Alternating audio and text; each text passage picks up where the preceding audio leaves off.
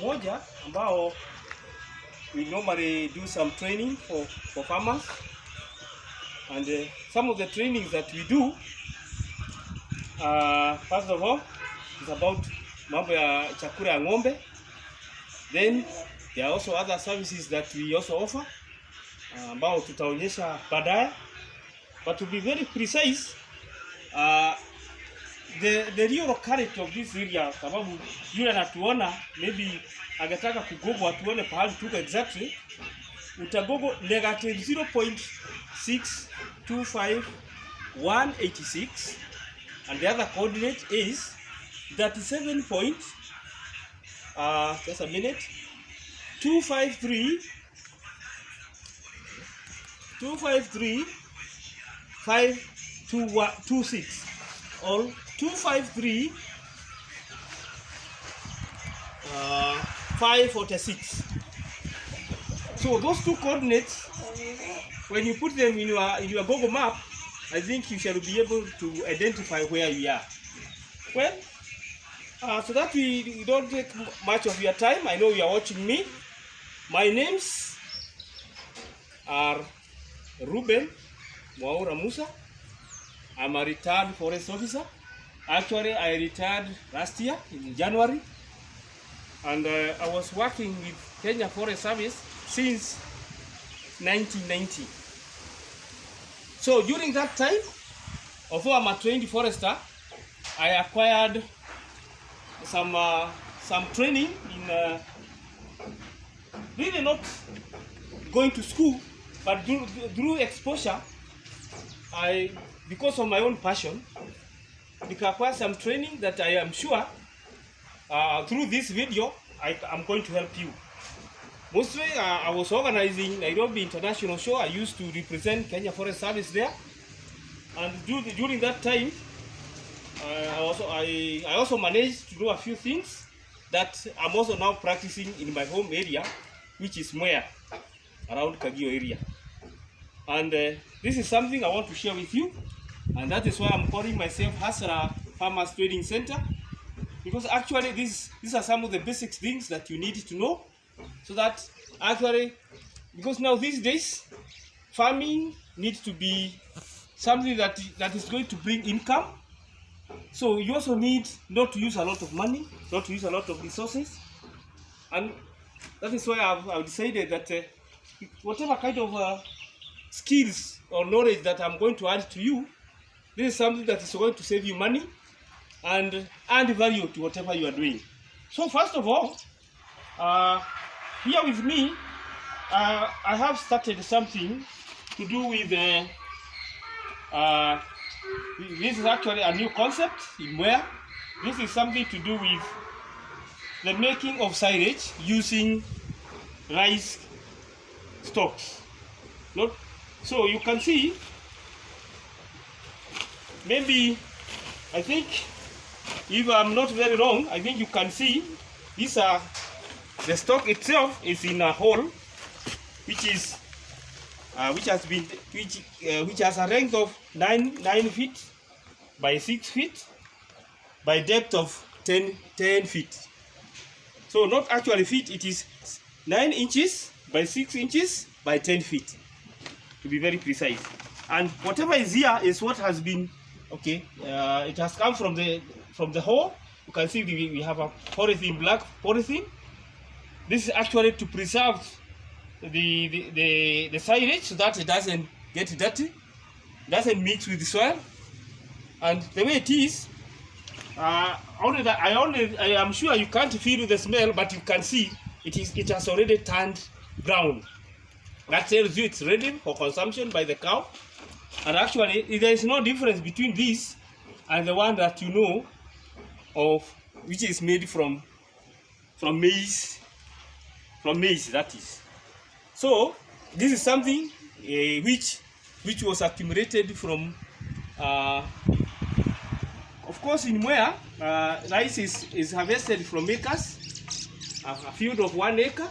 So whatever is here is something that was those stalks that were left over after we harvested 2 acres and 3/4 area of that rice field. So whatever was left there after the rice after rice was harvested is the one that was actually brought here when it was still wet, or when it was still very green. Then it passed through a shaft cutter. It was reduced into small pieces, the way you can see it. And then from there, it was mixed with livestock microbes. And then within a span of a week or so, it was ready. I think because I'll take you to my cows, which I normally use, or which I feed with this kind of silage. Then maybe from here, so that it works well with my cows, there's also something else that I normally do. And there's something that I normally do is something to do with actually, which I do it just adjacent to me. It's drying it up. Like whatever you can see here is what is going to be used tomorrow. Yeah. So you have to dry it after you remove it from the hole, the storage hole, where you have mixed those reduced pieces of rice stalks with livestock microbes. Then you come and spread it in a sheet of black polythene, so that it gets enough sunlight and it dries throughout the day. When it is dry like this, it is actually very good for feeding the cows. Okay. From there, that is just part of what the new thing, the new technology that has brought in here. From those many years I've been in Nairobi, or I've served the country in so many fields. So, and here, there is also something that I also want to add to you, that person who is observing me from wherever you are. This is a new machine, and you can see it's a machine imported from China. And you will realize that in Mwea, around Mwea area, there's a lot of water for irrigation. So, actually those people who normally grow silage in their fields or in their farms, most of them, because of their distance, they bring in the concept of cutting into small pieces right at the field, so that you don't need to carry so many lorries from maybe 1 acre of silage maize. So first of all, maybe this kind of machine, yeah, and you can see this part here. This part here is where you put your maize cobs, not little maize cobs. Your maize, when it is green, when it has produced, when the seeds by itself they are milky, because that is when you get the best silage. You pass it through here, and then they come out from here, and by that time, from that time, they already cut into pieces. So that now from here, you can maybe take it to a dark hole like the one you have seen, where I put my rice stalks. Well, for this one, I wanted to introduce you something about it, so that maybe for those people who come to Mwea, because this is an area where a lot of rice stalks is available. Maybe you can also hire this kind of machine. It is actually for hire, although it is also used for that kind of job that I've told you. In the field, you go there, maybe you agree with the owner, you want to buy that silage at a certain age, mostly when the maize are milky. See, so instead of carrying them in such a bulky state, this machine, you can see, is portable.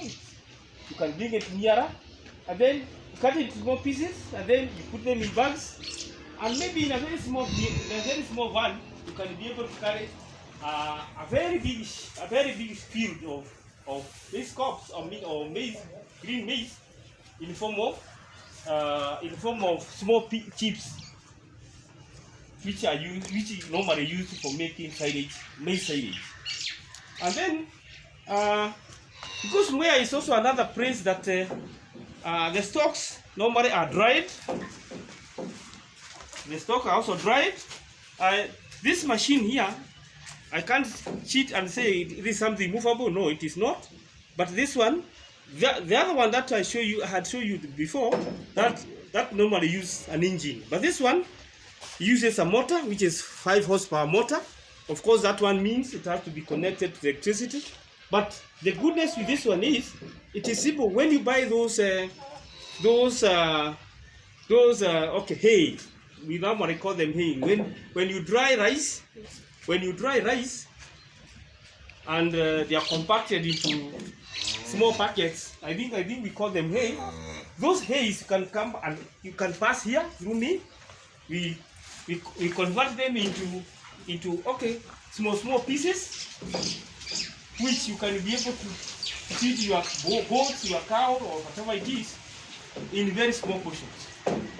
And instead of carrying those big hay packages, then you carry them in the form of bags, which have already been converted into almost like the size of unga. Yeah, this machine, because the motor itself is of very high voltage, that is about 5 horsepower, is able to convert whatever you bring here into, of course, at a reasonable and market friendly price. So that one is something that you can always call me, you negotiate, you tell me how much bales you have, maybe you have bought from the field, you pass here. Then I do the conversion. We make them into smaller and smaller chips.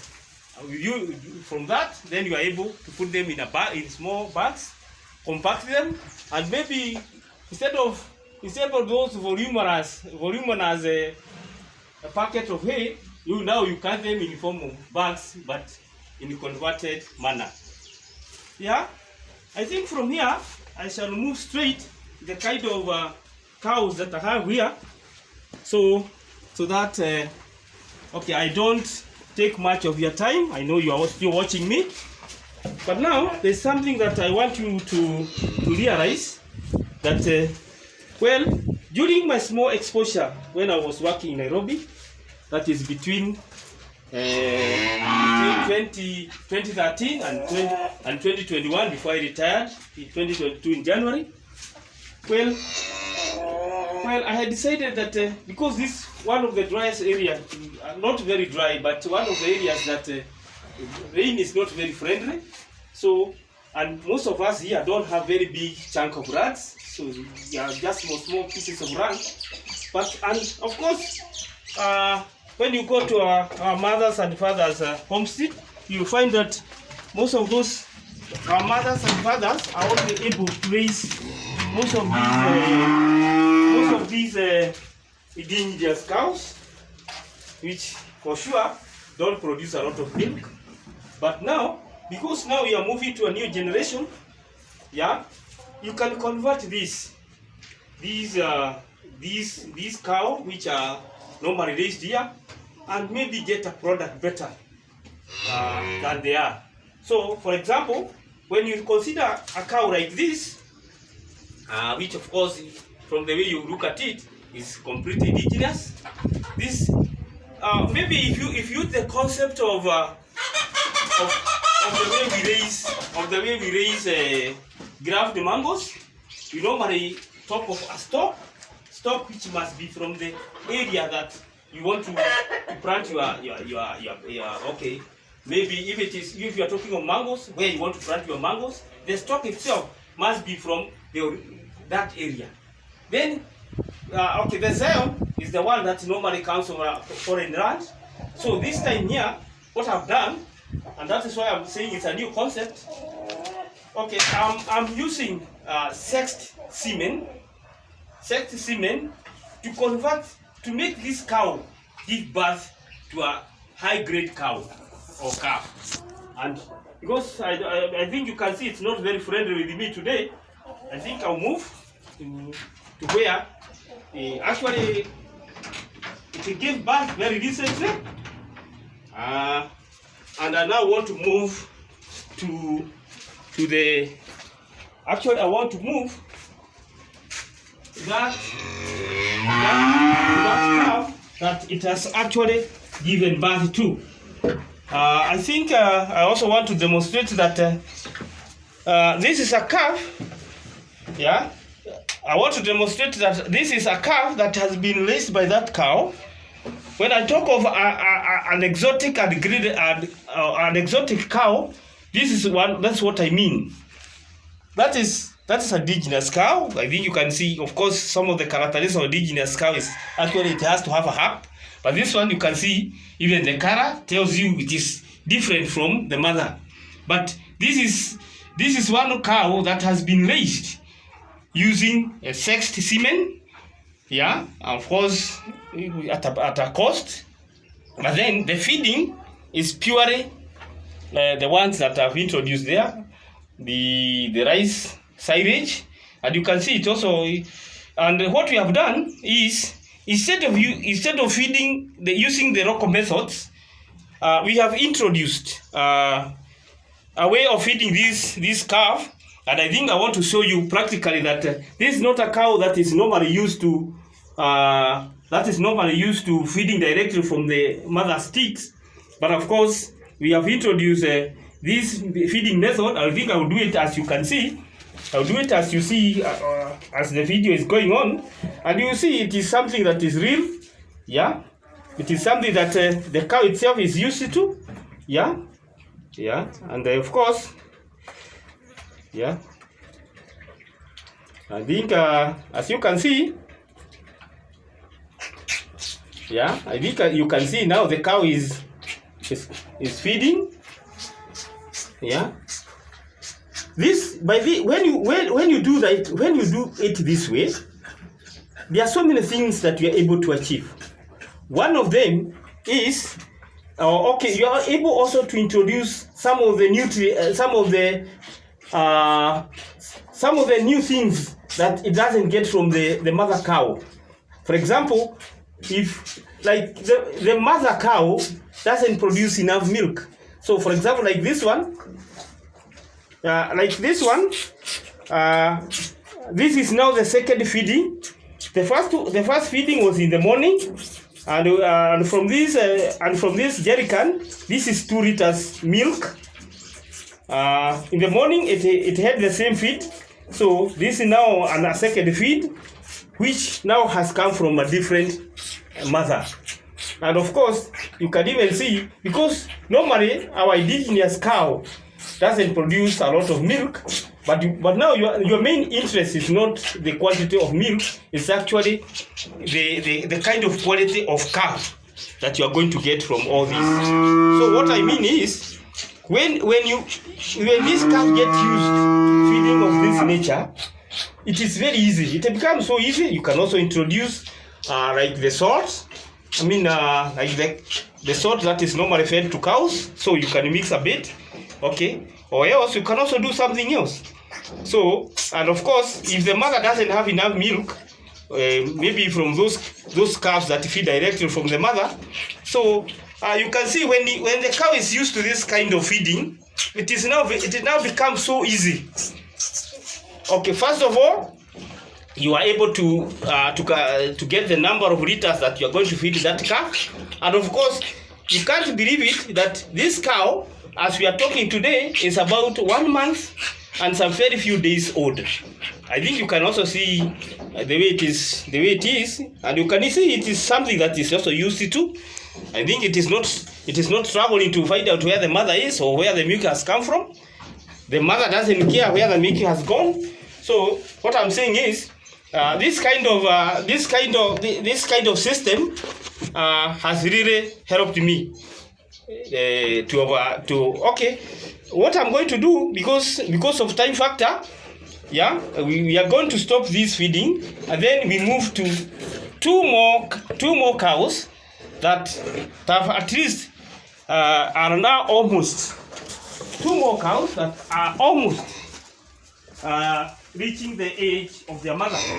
First of all, this, you can't believe it, and I'm sure you are going to believe it.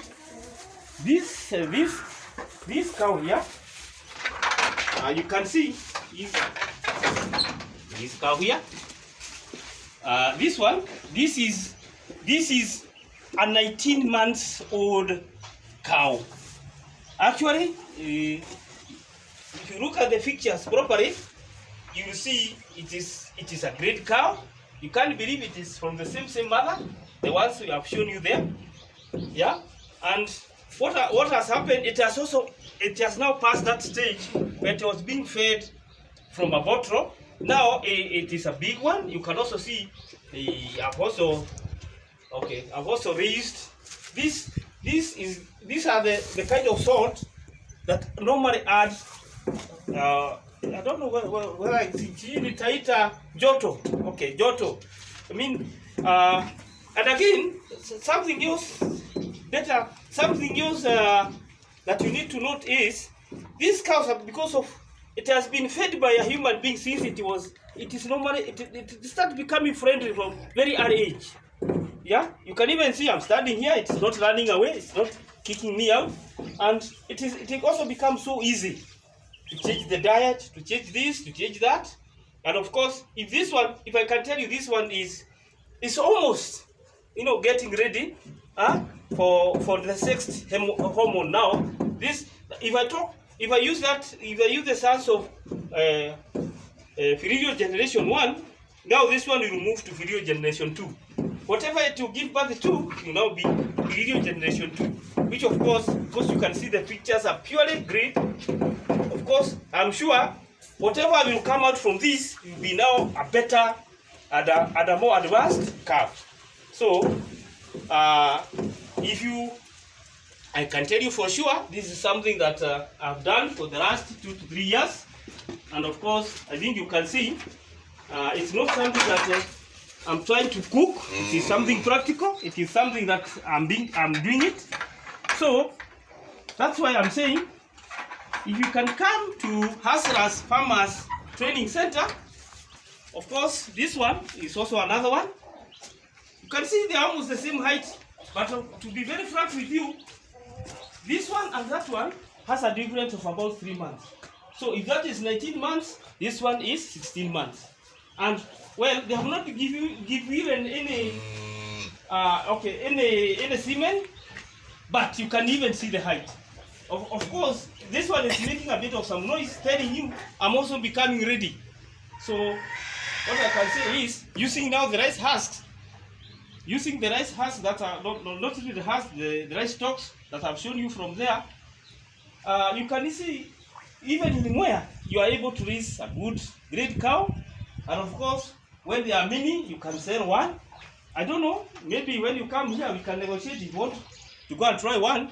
But what I can say is, you will see for yourself that this one is now a better breed than the mother.